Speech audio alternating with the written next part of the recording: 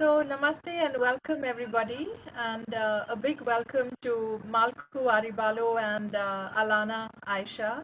These are two wonderful shamans from the Andes. I'm Nilima Bhat, who is going to be interviewing them. I'm the founder director of Shakti Leadership and the Shakti Fellowship, and one of the conveners of this Truth and Reconciliation weekend, which kind of came to us, and we are doing this in partnership with many amazing people, many of whom are on the call today. But the conveners who have kind of put in most of their time are Kristen Engvig of the WIN organization and Kiran Reddy of the Helm of Eight, and all the people who work with us. And the inspiration for a Truth and Reconciliation weekend is right after COVID. We've just seen all these schisms blow up on us. The racial riots in America are suddenly triggering to the whole world in different cultures, in different countries, our own unhealed divides and wounds around colonization, around casteism, around class. Um, Rukmini is here. She did a session on caste system in India earlier today. So I'm just delighted that we get to speak with both of you, Mallku and Alanna, because I know how sacred and how beautifully you hold the Andean tradition.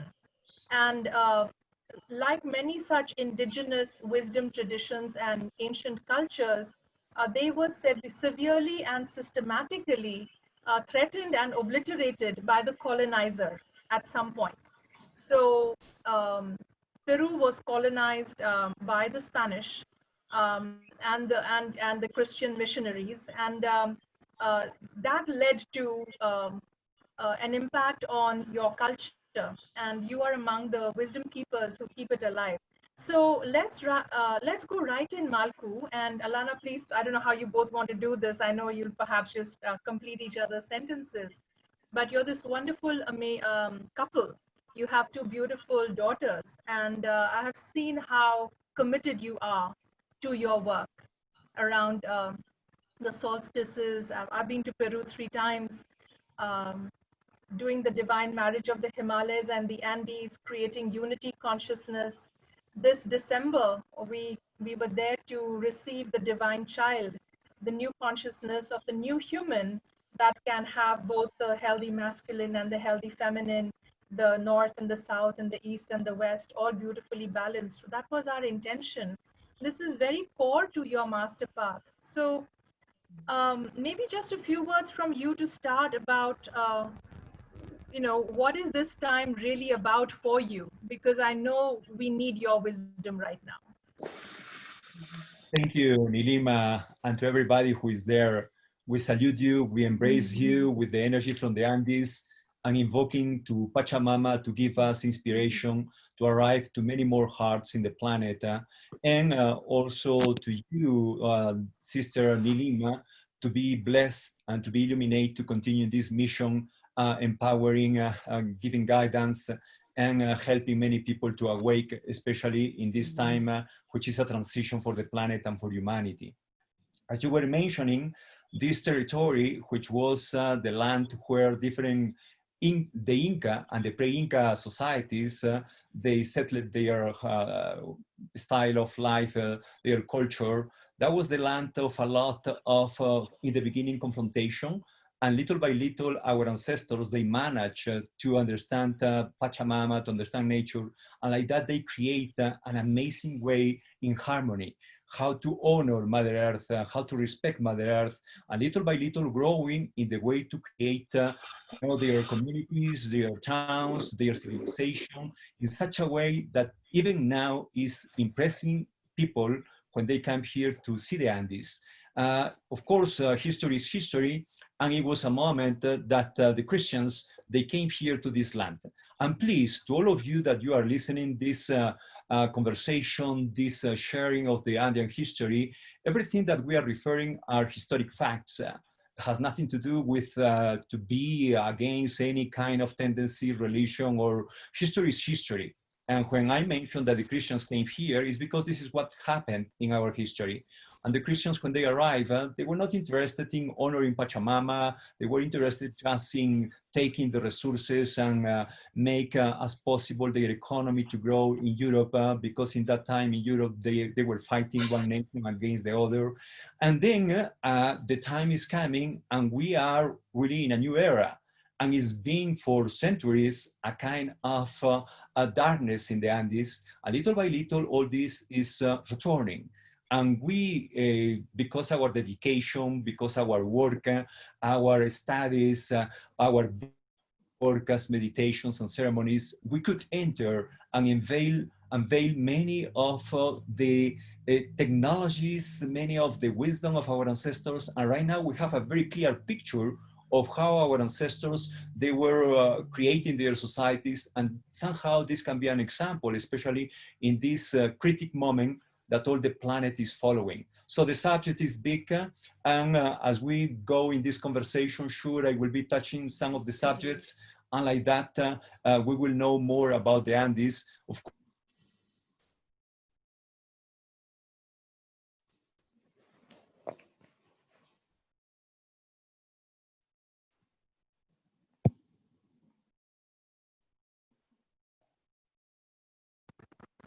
Mallku, you are frozen. and inviting us to be part of this contribution for the planet. Mallku, we missed the last few seconds when you were showing the book. So could you show that again?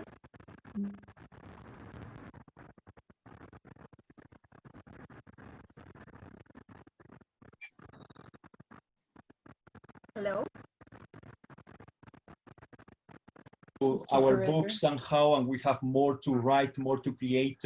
This will be revealing a lot of things and giving to people a clear vision, because right now we have an amazing picture of our history and how our ancestors, they were working. Then we are ready to share much more as this conversation goes. And thank you, Nilima, for proposing this for the four corners of the planet and for everything that and everybody who is connected. So thank you very much, both of you. And I guess my first question to you, let's dive in with this moment, right? We accepted the history, we acknowledged the history, but what is it about the Andean civilization and the wisdom that can inform the world today? We are in a COVID world. It's not even yet a post-COVID world, right? Much of the world is still in lockdown. We're getting a second wave of the virus taking over. How does the Andean wisdom look at what's happening today? Is there anything in the prophecies? What is this time about according to the Andean wisdom?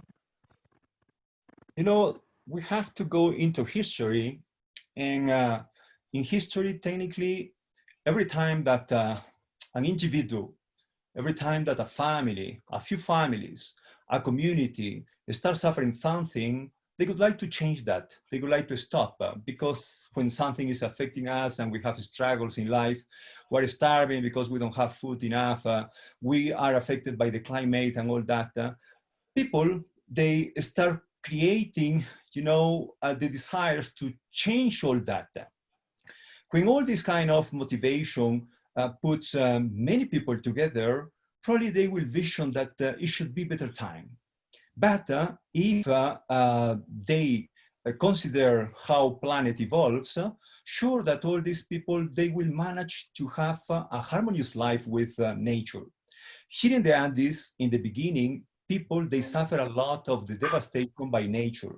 Because every year when the rain comes, which is at the end of December until the beginning of April, all these rains sometimes some years are so huge, and then makes the rivers just to be flooding and destroys everything that is nearby. This is the main reason that after many generations that our ancestors, they understood that creating their communities, their towns, in the valleys, that will be putting in risk everybody, because nature is nature. Then little by little, they start accommodating, and like that, they create their communities in higher elevation in order for not to be affected by nature. What does mean that? That if we know how nature reacts, which is a smart practice, is not to provoke nature, but to be an ally. So which means that we have the tools to regain, to be in harmony with nature. And the problem is that many people, especially in the Western world, they abandon themselves and they focus that it should be a superior force that's coming to stop, for example, the reaction of nature. And like that, little by little, they start conditioning and not growing, not developing their essential, their own wisdom and practice in order to balance all this effect of nature. Then many people, because they are not working in themselves, they start proposing, that it should be something better produced by a superior force. And like that, they are claiming for God, to the divine thing, to whatever better time should be manifest in order to stop suffering. And like that, prophecies were invented. But technically saying, here in the Andes, because the quantity of astronomic evidences that we have, all the observatories that our ancestors create, and the conditions of life in the mountains that they had, that was proving to us how practical were all these people, that they didn't want to confront Pachamama, didn't want to confront nature, they wanted to become the allies. And for that, to know Earth and to connect with heaven will be the best way to be in harmony. This is why all this mystification for abandoning people, saying, no, let's wait for a superior force, this will come here to stop suffering. That was not the way that our ancestors, they were working. They were practical people, and in order to balance all their ways of life, they needed to know the mechanics of Earth. For example, Cusco, that you've been here a few times, you know that most of the constructions, the walls, the houses, the temples were in, because the inclination making trapezoidal shape will be one of the geometries so solid to resist the presence of the earthquakes. This is a technological fact. Can you imagine if these people, they will be just claiming all the time to the divine, saying, oh, don't send to us earthquakes because all our constructions are falling. No, they wanted to be in balance, creating conditions to have a society and their residents to receive all the benefit of nature and heaven as well. And knowing heaven is, in fact, jumping to astronomy. And astronomy will be, one of the ways to understand that we are cosmic beings, that we have to explore ourselves. This is why what we can share today goes beyond what the simple traditions or the simple history was saying about our ancestors, is farther beyond, because there are a lot of secrets that is time for us to reintroduce and to give guidance, which means that we have to work. And in this time that we have this confrontation, because the virus that is over the planet right now, what we have to do is return to our roots, because it doesn't matter how much we are praying. It doesn't matter how much people they are meditating. It doesn't matter what they believe, because what matters is how strong you are inside. And in order to be strong and in harmony, you have to honor yourself, return to your physical temple, make it conscious of your diet, of your daily life, of your relationship, how harmony you are, how strong you become. And of course, all of you that you are in the spiritual path becomes easier because you've been trained for that. But it's not assuring that all this virus will let everybody survive. And we hope that we are surviving for sure, and we are working energetically for that. So when I take the wisdom from our ancestors to be in respect with nature, this really will give us the key. Return to yourself, restart honoring Pachamama without forgetting who you are.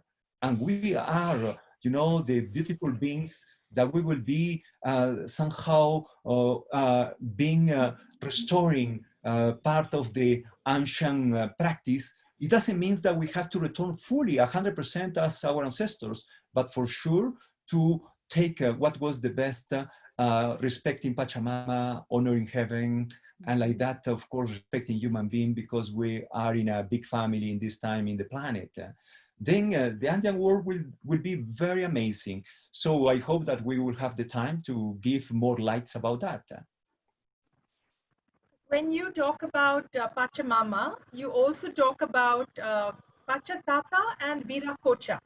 Yes. So since this weekend is about reconciliation of the different parts of ourselves, can you talk in the Andean wisdom, just like we have yin and yang in the Chinese wisdom, we have Shiva and Shakti in the yogic tradition. Can you explain how For do sure. you balance Viracocha? What is Viracocha? Who is Viracocha? And what is the relationship with Pachamama? And how does that become practice for people who want to live on the Andean path of beauty? You know, when I see our history is a rare kind of society where the female was very much honored. You know that in many places, like for sure in India, the royalty, they always had a privileged relation with you know, the different kind of practice and taking care of themselves and learning about things. But here in the Andes, our ancestors, they offer a lot of respect to the feminine. So far that every year the explorers, the masters, they sent a specialist in all over the Andes in order to see for girls and boys that they will be ready to learn something else, and they will be transported with the authorization of their families to the special schools that they create for boys and schools for girls. When I see all that in our history, and there is an amazing remain here in Cusco, which was the school of girls, which is in front of the main square of Cusco. And until now, the construction of the walls and all that is so precise, impeccable. So this kind of schools created for women shows to us the respect to Pachamama. And Pachamama, which is Mother Earth, it's the mother that is nurturing us, is giving us opportunity to know more about our roots, and of course to respect her. And the female, in this way, the external manifestation of Pachamama are her daughters, are women. And our ancestors, they offer a lot of respect and create the ways for them to be educated, to be participating of the creation of the society. They couldn't separate that because it's part of our nature. And in order for this to potentialize and to connect to cosmos, they went into the source, the cosmic source, and that was Viracocha. But how this source of Viracocha could be manifested on Earth?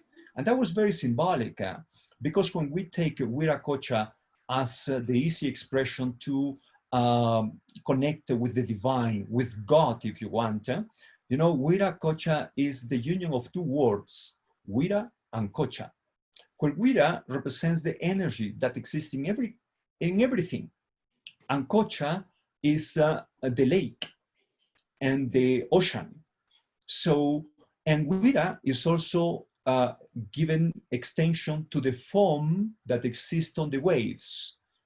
When you have the ocean, when you have the sea, and you have the waves, what is in the top of the waves, the foam that you can see, but you cannot retain, and this will multiply infinitely as every drop in the ocean. So all this combination was Viracocha. So what's so simple saying, okay, Viracocha is something that you can feel. You can even see in your inner vision, but you cannot retain. So the combination of all this together will make the union, the reconciliation of earth and heaven. And for our ancestors, all this was very present. You know, they couldn't separate. Saying we cannot pretend to have just enough to eat, because you can suffer, you know, the phenomena of earth, the climate and all that. You can suffer the arrival of winter or the absence of the rain. So in order to balance all that, you have to know more about earth and heaven. And this is a reconciliation between Pachamama and Viracocha. And this is what technically today we have to do. And sometimes we say to people that we need this union between the male and the female. Necessarily, I don't want to be in any kind of misunderstanding that need to be a man and a woman. I don't want to enter into that, but just the union of people. And in this union of people, we are saying like a gentle way to motivate people, as we will have more happy couples, for sure we will be restoring faster and easy, you know, the base of our community and impregnating with this energy the planet. And complementing about Pachamama, Pachamama in Quechua language. Quechua is the language of our ancestors, Incas and even pre-Incas. So Pachamama, we know we have Mother Earth, the entire planet, but here we have our beautiful mountains, you know, and even we have forests here, and it's the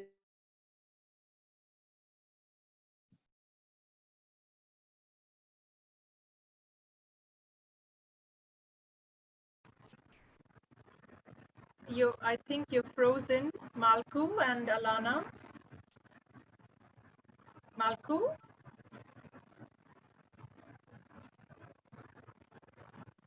We seem to have lost them. They'll be back shortly, I'm sure. It is now. Here you are. We lost you after Alanna was talking about the mountains and the forests around you. Yes, so we have Pachamama, Mother Earth, Viracocha, the sky inside of us, even, you know, and Pachacama, the totality. So it means all of us, we have the feminine and the masculine, the sacred feminine, the sacred masculine. And even in our ceremonies here, rituals, sacred dances, I have been working with so long time with sacred dances. We are working, and in my visions, in our visions here, we live what we speak. You know, it's not about only reading something or, you know, we are living here in our retreat center. We have a retreat center. When we do, I'm a doctor of holistic therapies, and we have been working different ways, even with medicinal plants. We plant here, and we are in touch with earth every day. We during many years here in this place, close to a forest in the Apopico mountain. So the message that we share in our courses, we are sharing courses in different languages. And the proposal is for this moment, actual moment of planetary moment, that all of us, we need to become stronger and to remember that we are complete beings and to remember about our own mastery. So the Andean wisdom, the Andean master path and the path of beauty, it's about raising our own frequencies and co-creating together in this new time, this new world, knowing that we have Pachamama and Viracocha within us, you know, and we can find this Pachacama, totality within us, even creating more roots in earth, feeling ourselves like being like trees, you know, and expanding our wings to the sky of Viracocha. So it's something like this that we do with through dynamics and breathing techniques, sacred dances, ritual ceremonies, or through our books that until now we have 5 books, and we have 3 CDs. One is called Oneness, with ancient instruments, helping people to go through this path of beauty in a deep way. So the idea is all of us to remember who we are and what is our mission on earth, because we need to be all together, all light workers together, raising those frequencies inside and outside. Yes. You know, I always think of you when you use the word archaeoastronomy. So what is it, you know, the secrets of the Inca? There seems to be a genius that the Incas had about combining archaeology and astronomy. Like all the sites we visit when we visit Peru have all these alignments with various star constellations, the sun, the solstice, the equinox. So can you talk about the mysteries of time and space that the Incas found that are unique to this civilization, that is wisdom that the world needs to know? For sure, Nilima. And I am feeling that probably internet, I don't know from where, is not stable, and there is little moment that is frozen. And technically from our side, it seems that it's okay. But anyway, it's between India and the Andes. And And anyway, the technology need to be today in order to transmit this message to the people. We have to be aware that when we are creators and we are making all the plans to produce a community, a city, and the temples and the observatories, this technically, in order to be built, if it's aligned to the special moments of the year, to the special cosmic relation, that is making to be alive. I mean, our ancestors, when they were doing that, they were conscious of what they were doing, which means for them that was, this is it. If we are building a temple, it need to be aligned in this direction because it will be receiving the impact directly by the sun, by the moon, by the stars, constellations, etc., etc. And when we talk about the archaeology, it's referred right now from our point of view to that old time, which is the archaeology, is the old. And what happened is that for centuries, nobody had an idea how those temples were aligned. You know, that was a mystery thing. People, they were talking that our ancestors, they had an astronomical understanding of things, but it didn't exist a proof of that. You know, people, they were just talking as having a conversation without any evidences. So since 1992, we started discovering a lot of things. And between those things, of course, we connected to the distribution of observatories and the temples, and then voila, all these alignments were manifested. And then we say, wow, that's not as simple as most of the people they were thinking. If not, there was a deep knowledge in all this distribution of spaces and all. So what happened, we understood, is that the reason of the masters is to facilitate the life of the people. Masters are there to give a guidance. And this had a clear vision that if their temples, if their towns will be aligned, all this will be influencing everybody without people necessarily being working hardly every year to be connected. Because the masters, they already did this disposal, and like that, as the sun will be rising in June solstice, will be touching your forehead, will be touching your heart. And if you will be in the right moment, in the perfect location, you know, and in the full connection of yourself, sure, a metamorphosis of your life will be manifest. An initiation will happen in your life. And this initiation had as purpose to change the life of people. But all this was unknown. So I am one of the person who started discovering part of this magic connection in order for people to understand how that works. There were other professionals that they were also doing their discoveries, but in relation to the spiritual aspect, I am the one promoting all that, and our books are the witness of this. So that is giving to us a clear vision how to work. So, which is the invitation now, you have the ways, the chances to create an observatory, a temple. If you could follow, you know, these alignments will impact even strongly everybody who will be connected. Then until now, there are a lot of places that we discover in these alignments. We need more time for more books, and I hope that is coming to us in order to really make easy for people understanding how all this is working. And even our retreat center here in Cusco, we build all aligned with solstice, equinox. We have the doorway of the moon here. We have the doorway of the sun, and all is totally aligned here. So we have our power place here in our own retreat center, you know.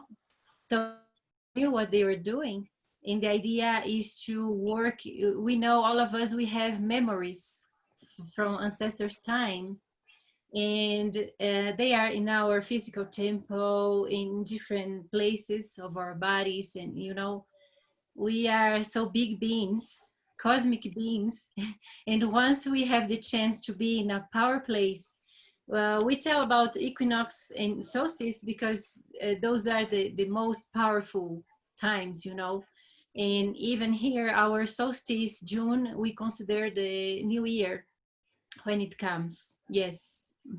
And there is something important also to understand in relation to the prophecy subject, because Can you imagine, Nilima, and all of you, can you imagine saying, listen, we are waiting just for the right time in order for us to discover or to be connected to the divine thing, and we are abandoning ourselves and not working.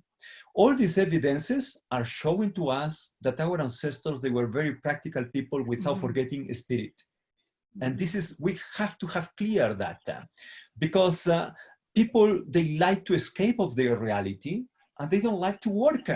So then let's reinforce that if you want to see changes in your life, start doing the changes. So you don't need to be waiting for 1999, December 31st, because arriving the 2000 year, which will be, you know, the shift and the collapse of the system because the computers and all that. And we saw, Nilima, and all of you, we saw 1999, December 31st, and here we are.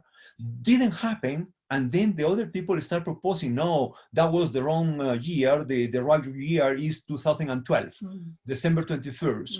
And you know, all the panic, all the situation, people, they were escaping of their own practice. They were not responsible enough.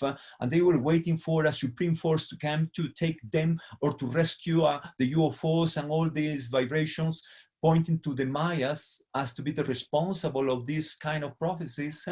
And then right now, people, they restart using this similar kind of point in order to say, okay, a better world is coming. And no, of course, need to be a better world, but let's work on that. You know, we are making our daily life, we are making our reality. If we abandon us, so what is going to be the result? This is why the invitation is, let's work together. And don't justify, you know, whatever. And it will be people saying, oh, the Inca prophecies. Let me tell you, sorry, Nilima, Inca prophecies.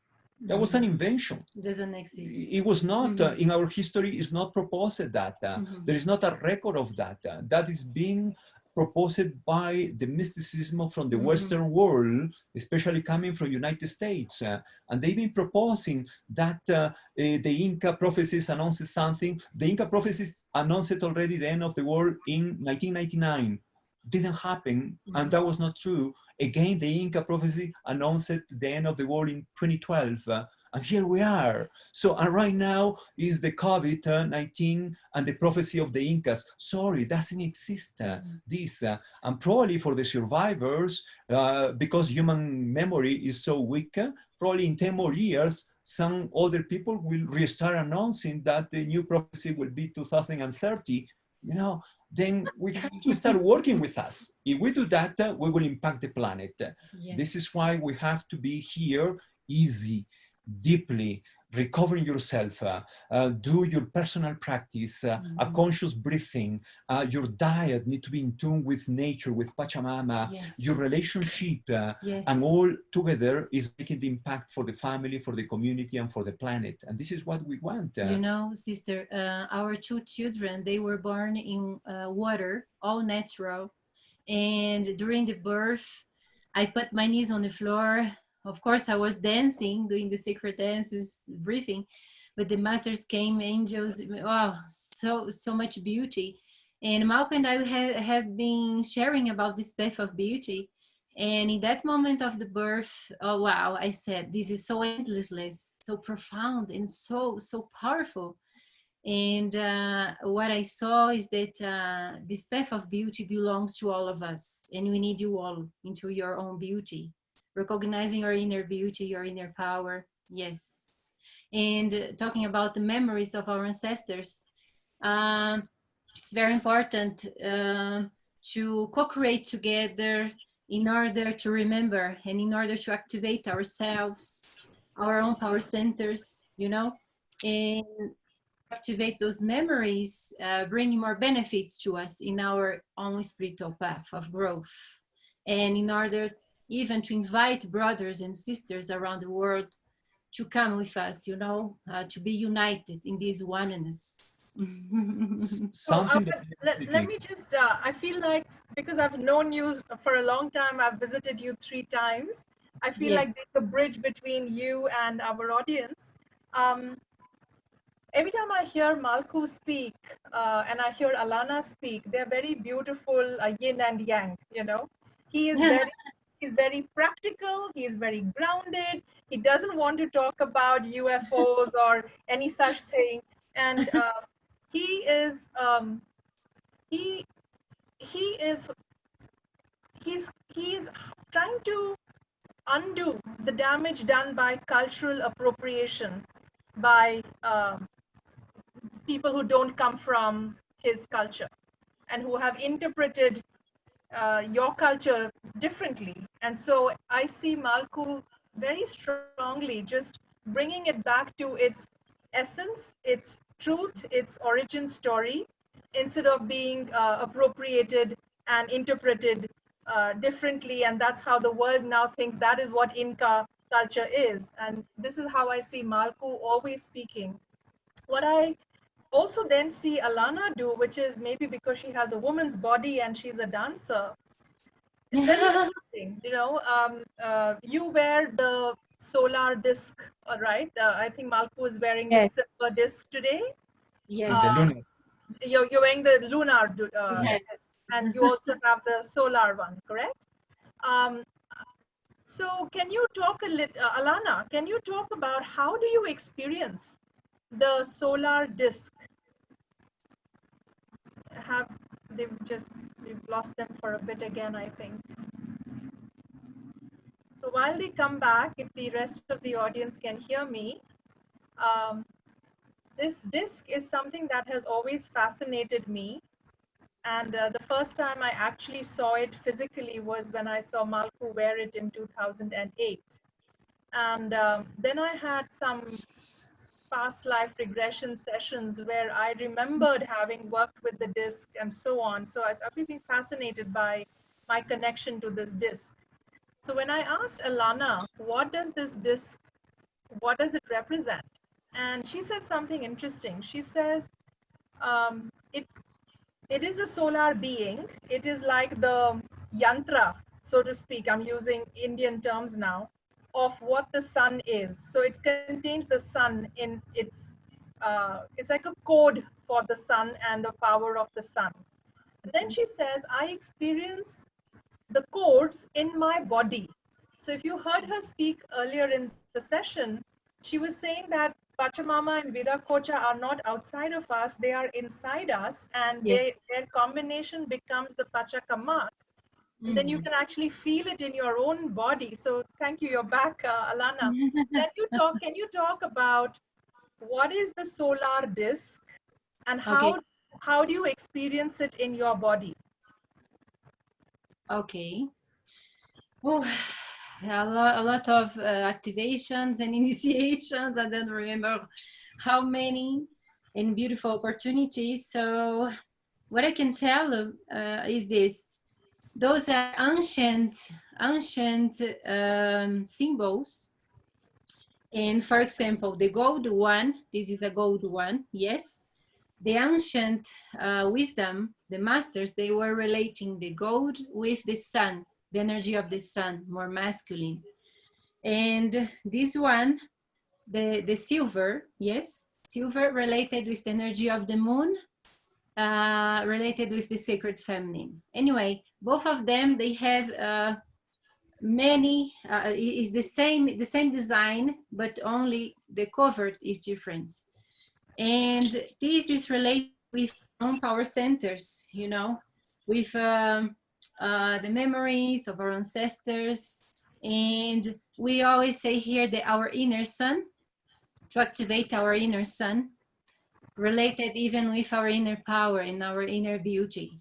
So what I can tell you is that through when we do ceremonies, rituals, sacred dances, sacred dances is a way of meditation in a deep way, and it's a communion with the place, and you go through the history and you reverence the ancestors, and you go through your essence divine essence, and through different dynamics and even initiations in the power places, you can, each one of us, we have different ways of feelings and even visions. Some of people has different visions and even of past lives, different in different ways. But the thing here is that to empower men and women, you know, both, And this was ancient wisdom and one of the tools that we have.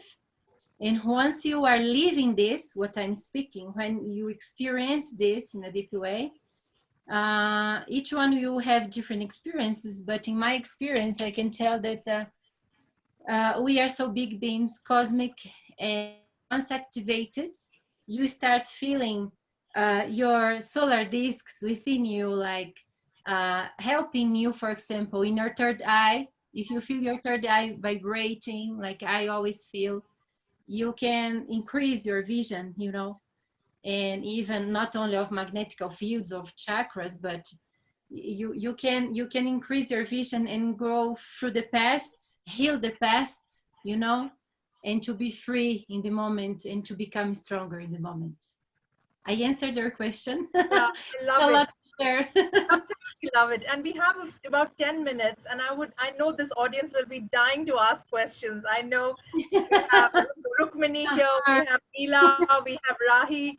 These are deeply committed yoginis.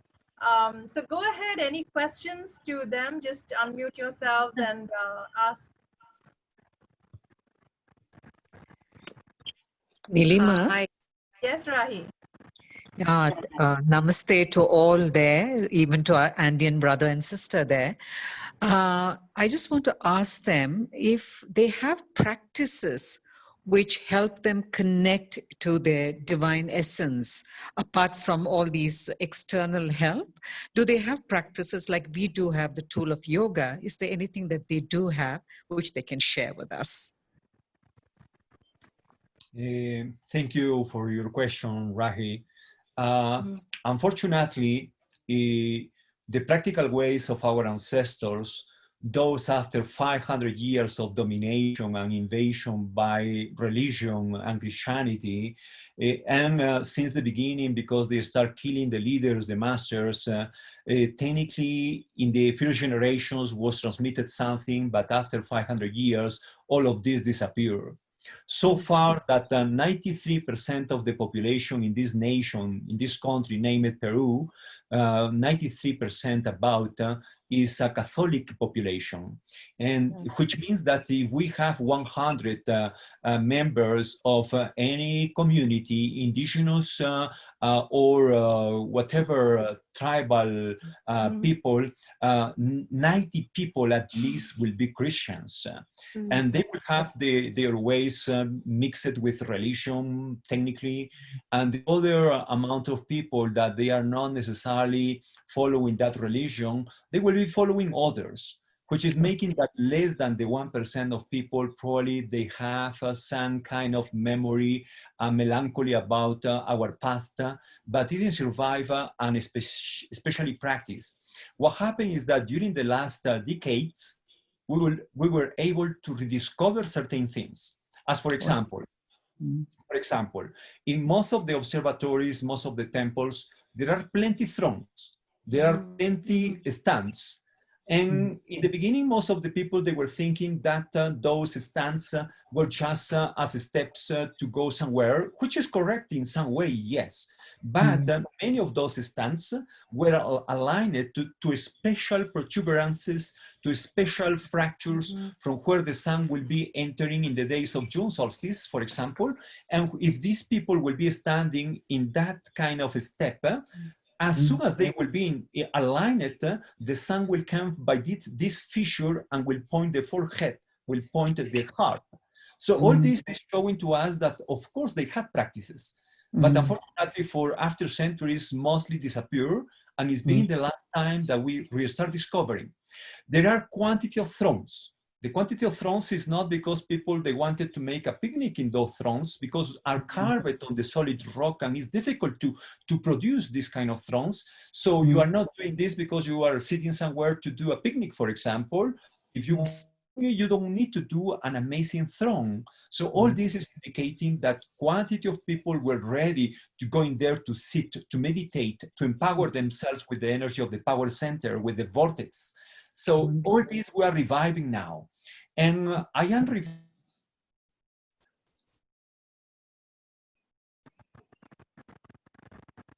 So while they are frozen, Rahi, just to Bridget, in a yogic language, it's my sense that the Andean path, they would work with the geometry or the geomantic, I don't know, geomancy of the planet and the energy Yes. and the cosmic energy as well, and they would know Yes. how to place themselves exactly, so they would receive the initiation, the diksha, Yes. right? It would come Yes. just at a purely energetic level.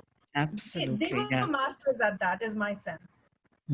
It's so fascinating, Nilima. It's just amazing what these cultures can give to humanity right now. So And they're back. And do you have any Ah, more questions, Rahi, or not Rahi, sorry, Rashi? I'm not aware of time, but I don't mind staying on for a bit if Mallku and Alanna are available, and if the others want to stay on, I don't mind staying on and getting some wonderful more information. So I just want to thank both of them, thank them deeply, and send them love and blessings. thank you. Um, let's get some I more also want to. questions. Rita, go ahead. I had one question. So beautiful, really. I love the whole thing, and I can see how every ancient culture knew all these technologies of alignment, external and internal, objective world and subjective world. So it's beautiful. It's so sad. I just taught this culture in my world cultures class and know so little. So this is very, very fascinating to me. I had a question about the sacred dance. Do you have a particular movement, a particular style of dance, Alanna, that you may want to What I can tell us? tell you is that, sister, all of us, we have music within and we have dance within us, and we don't know, we forgot. Yes, we don't need to be professionals in that. And we invite our groups through dynamics. I work through sacred geometry, numerology, and through energy and knowing and feeling the energy of the groups, helping people to raise their frequencies through sacred dance and to discover their own dance inside, and Beautiful. even we work here, we have in the Andean wisdom, we have our Andean medicine wheel with the power animals that we have energy reverence here. It's so strong. Yeah.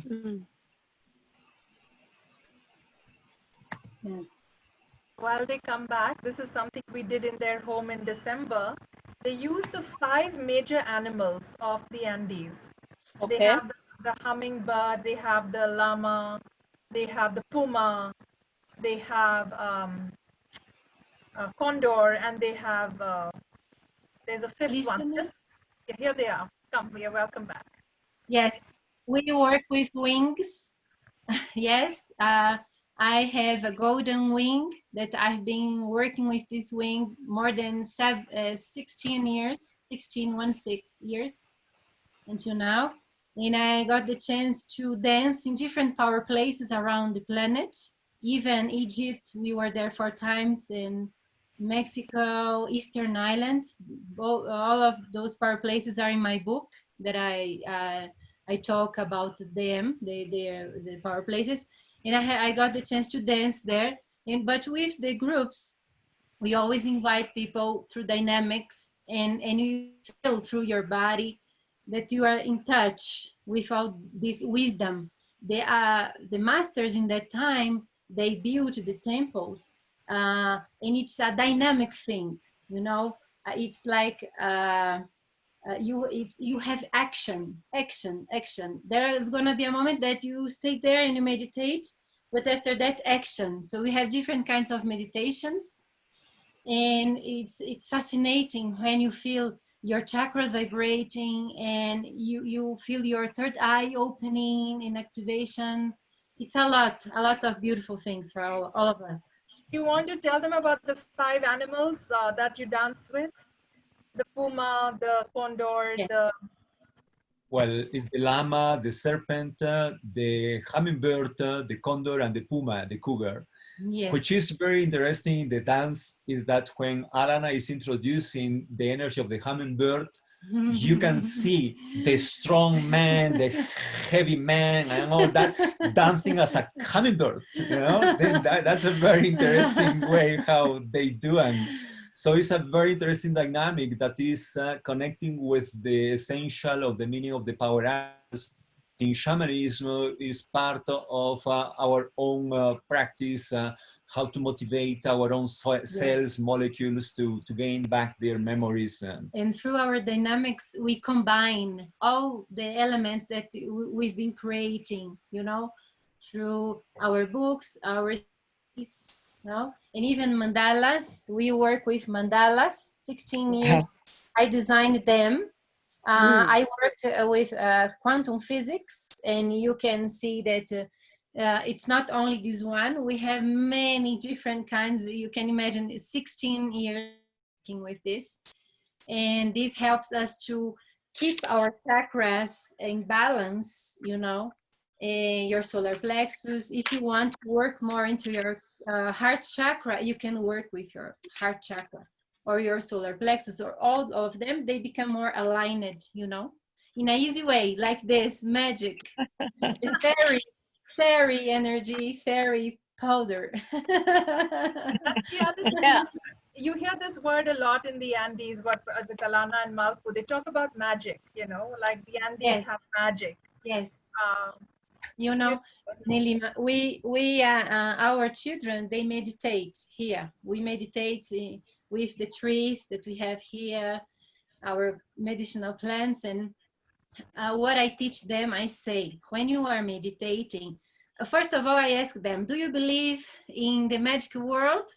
They always say, the children, they always believe, yes, and they feel the magical world. It's natural for them. And they say, yes, mommy, so let's meditate. And remember, you go through discovering more about your own magical world that exists inside of you and even outside. So they know. They say, mommy, let's discover more about our magical world. It's so beautiful. They're such lovely little girls. Rashi, Rukmini, anyone else wants to ask? I want to give you all a chance. Danielle here. Yeah. Hi, Danielle Lynn. Thank you so much. This was terribly synchronistic this morning. I was not expecting to be here, and it just popped up, so very grateful. I wanted to know the information, so I saw the Pilgrim book, but the websites, the retreat center, what is the offering that is there that I could learn more about? Well, for sure that Nilima has on her page or through this way the information for be in tune, and you will receive this in your anyway, message. directly, my Facebook is Alanna Golden, because of the golden wings, golden. Yes, Alanna Golden. And Mallku Wachuma. Wachuma is in Quechua. Wachuma, Facebook of Mallku Wachuma. Wachuma is WVACHUMA. Yes. No, this is written in the information. Yes. So you can go there and you will find. You got it. Yes. Great. Sister, thank you. Embracing you. I gotta hold my pen out. Nilima, you were telling about the energy of Mallku and mine, the way we work with the groups. Yes, Mallku help you to create even deeper roots on earth, Yes. In myself, I help you to raise to the sky and opening your wings. Your roots and wings, beautiful. Absolutely. Yes, both together. Such a nice couple, such a beautiful marriage. So many blessings. Rukmini, do I hear you have a question? Yes, thanks, Alanna and Mallku. I've heard so much about you from Nilima, so wanted to stay up for this session. How do you, given that we'll be doing this in the context of truth and reconciliation, and that there's so much wisdom that you hold in your tradition, and in many ways that's not quite accessible in the rest of the world, and we see what's happening around the world. How do we bridge this? How do we reconcile the wisdom that exists on the planet through communities and tribes like yours to the other polarity of it in the world? How do we actively work to reconcile this? Well, let me tell you something. First, gratitude to Nilima, because one of these ways is to explore diversity, and probably some of the elements that belong to ancestors can resonate with you. And this is a practical way that our ancestors had.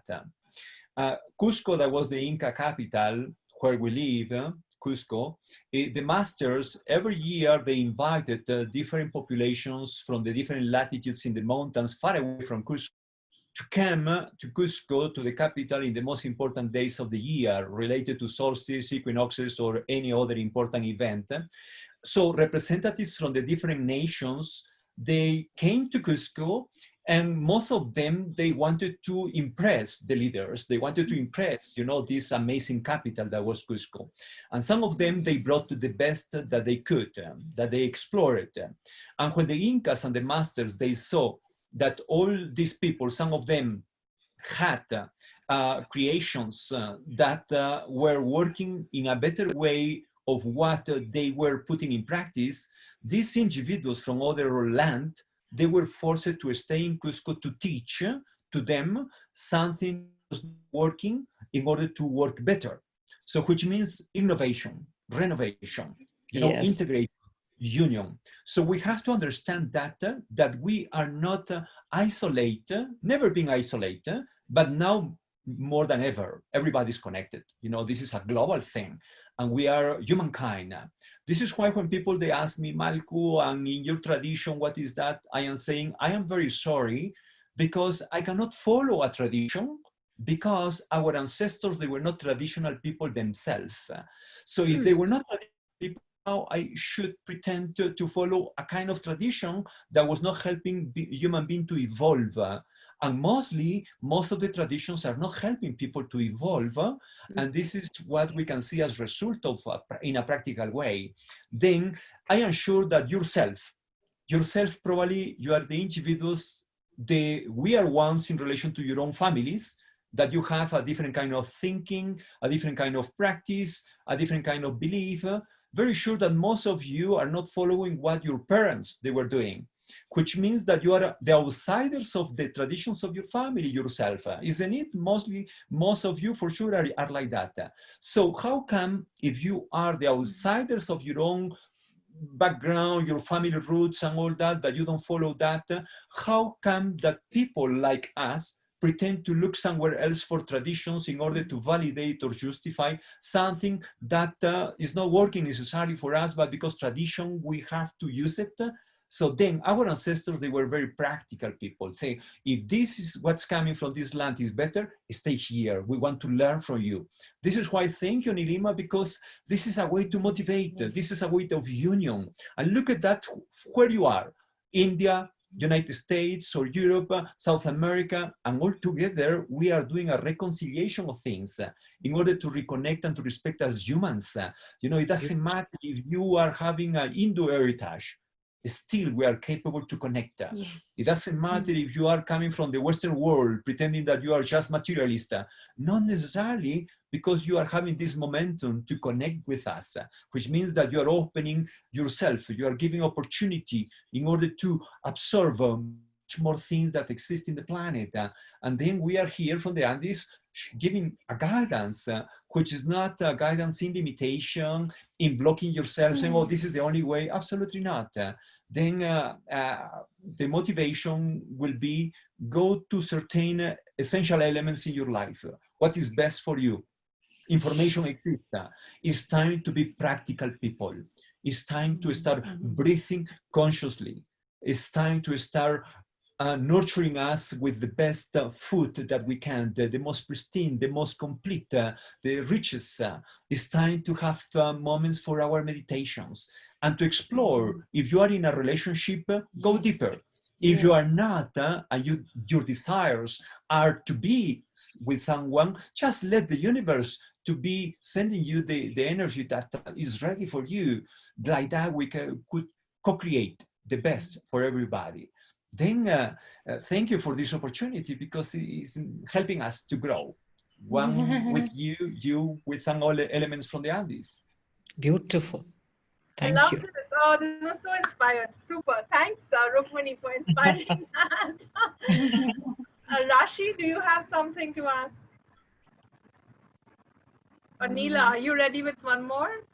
No, I'm just so wonderstruck by this wonderful synergy and this grounding. What I absolutely appreciate, this grounding into the reality, and not fall into some sort of a mystification of tradition, a mystification of something that is not real. So I just wanted to say that very much resonates with me. I am as you know, a tantric practitioner. And there's so many resonances with my own understanding that I have learned from my teachers. So I really wanted to thank you for this. We're happy for that. Rashi, I want to hear you. Unmute.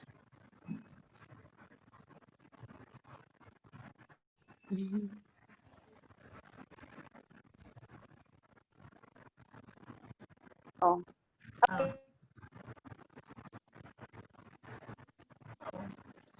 Yeah, what happened is that some. I just want to tell both of you, you were just like so super cool, and Nilima is so cool to get them. I mean, when I read in the whole list, there are 3 billion things that are happening today and tomorrow.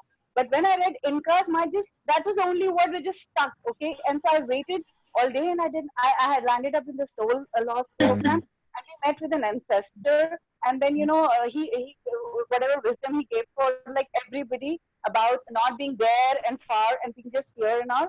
And then I saw these ruins, and I am thinking, this is not Egypt. These are not pyramids. This is not Greece. This is some other place. So what are these ruins? And I'm feeling bad because first I'm not able to recognize from my mind, and I'm seeing them. And then the ancestors speak there that do not worry about the lost and the past and the ruins. Nothing is lost. When we awaken, it comes back. So it was just a strange, the wisdom that he gave me the session before this. And then I Google into the Incas and the same images. I see the temples of Peru, and then I start hearing you, and I connect that. Oh my God, I heard this and I saw this, and then you are here, and you are so real. Like I feel like, because I'm always, I'm a performing artist, I'm a theater person, I'm clairvoyant, I'm always somewhere else only. And then you just come back. It's about work, just don't keep flying around. Just stay here and do your work. So good. I can almost feel that I'm in your space and I'm dancing, and I feel so happy. I don't know if this is happiness. And thank you so much, all of you.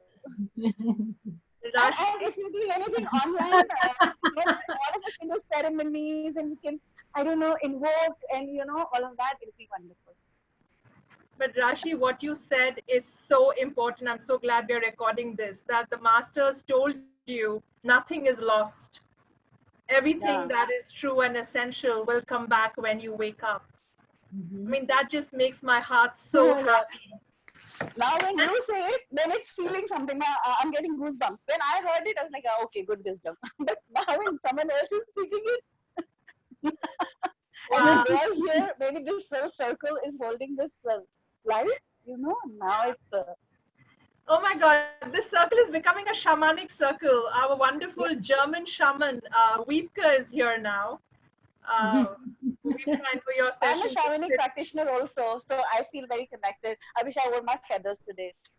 Yeah. Kiran, anyone else wishes to speak, ask, say something? Who hasn't spoken yet?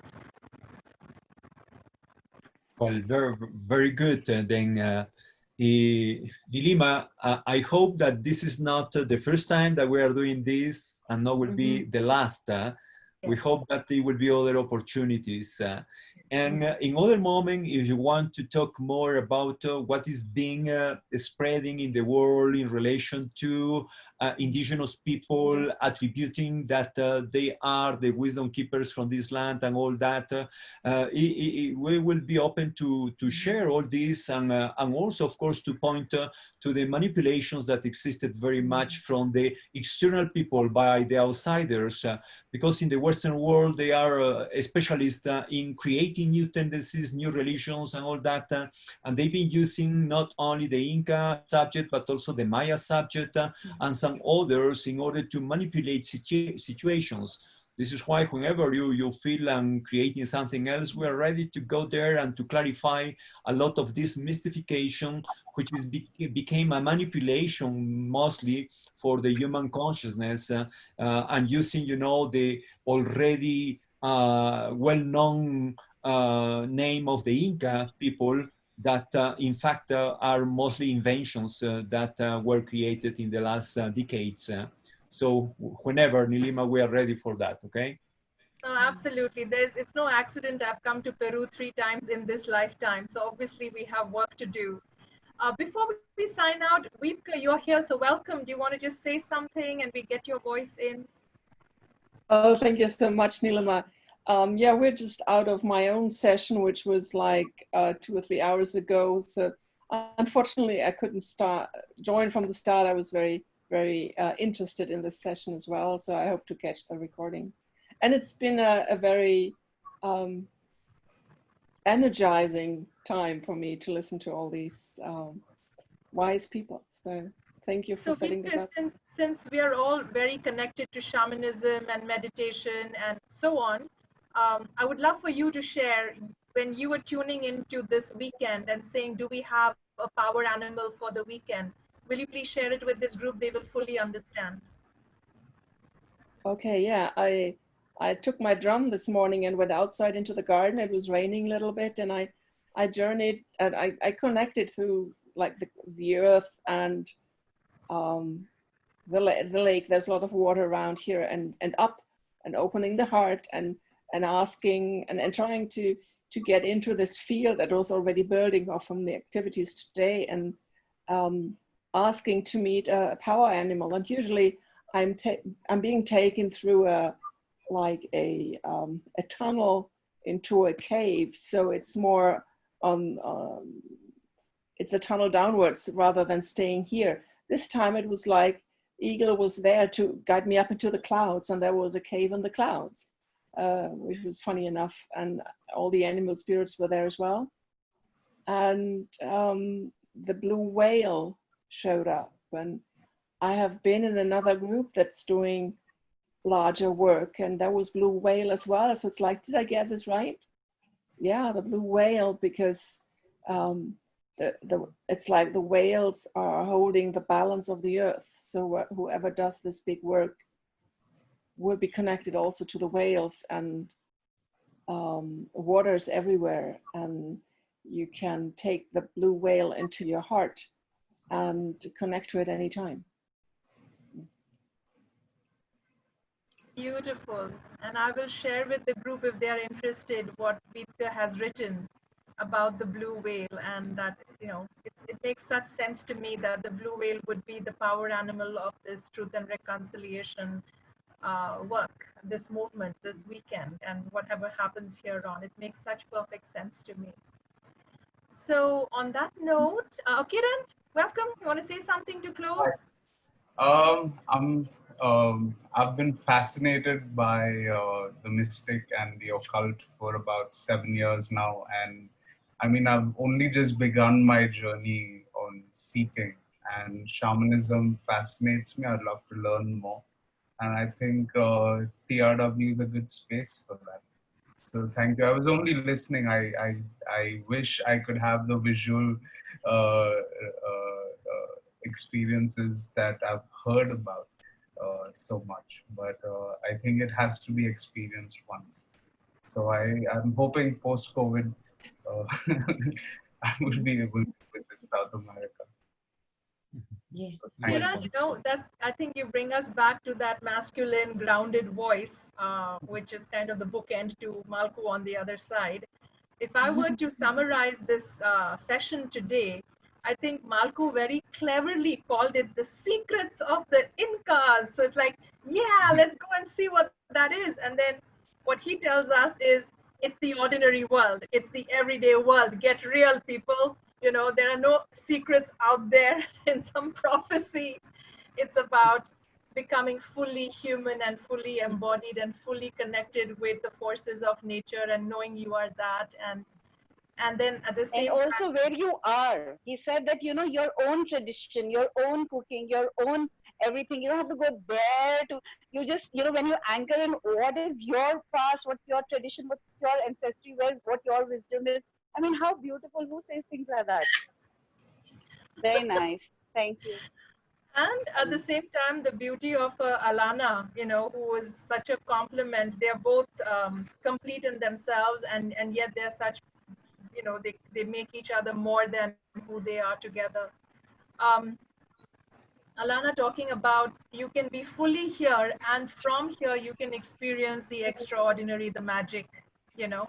So Mallku is telling us the ordinary is the magic, and then Alanna telling us the ordinary also is the magic beyond the ordinary, and you know, so it's such a beautiful and complete wisdom, and embodied in both of you. So thank you so much, and we really hope to do much more of this interaction and see where we can go with this.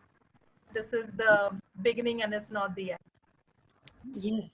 We are very open for all this sharing, Nilima, and invoking to the great spirit of Viracocha to continue guiding your path, your mission on earth, your contribution.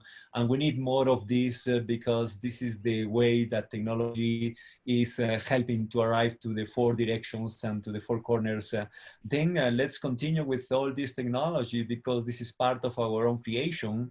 What I rescue very much from our ancestors is the practical way in which mother all this should be important. You have to remember that it's very sure that in India or in Europe or in the United States, you eat potatoes, for example. So our ancestors, they were not happy in having simple food. They wanted to have the best food as quinoa, as maca, and many other tubers and many other products, which means it's not enough because our human capabilities are endless. So let's take the best from the earth, from the mechanics, and like that will potentialize all our energy. Then we cannot be satisfied with the ordinary things. They were extraordinary in all ways.